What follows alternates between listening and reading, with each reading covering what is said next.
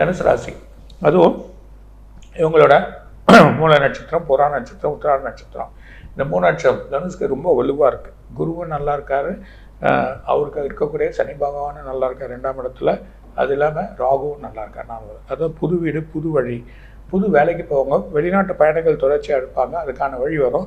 எந்த ஒரு காரியத்தை எடுத்து வழி பண்ணுமோ அந்த காரியம் சக்ஸஸ் ஆகிடும். அதாவது வெற்றி நோக்கக்கூடிய இலக்கு இந்த மாதத்தில் இருக்குது. ஆனால் 12ஆம் இடத்துல சுக்கிரன் வந்திருந்தாலும் விரயங்கள் திரும்பியும் அந்த விரயங்களுக்கு நிவர்த்தியான வழிகள் வரும். பணம் வரும், செலவானாலும் அந்த செலவுகளை நிவர்த்தி பண்ணுற அளவுக்கு வழி வந்துடுவாங்க. அது இல்லாமல் புது வீடு, அல்லது ரியல் எஸ்டேட் பண்ணுறவங்க, பேப்பர் சம்மந்தப்பட்டது, சுக்கிரனுக்கு உண்டான பிஸ்னஸ், பேப்பர் சம்மந்தப்பட்டது, ஆடிட்டிங் சம்மந்தப்பட்டது, அதே மாதிரியா சுக்கிரனுக்கு உண்டாத பொருள் வாங்கி வைக்கிறது, டிஸ்ட்ரிபியூஷன்ஸ், இதெல்லாம் நல்லபடியாக ஆகிடும்.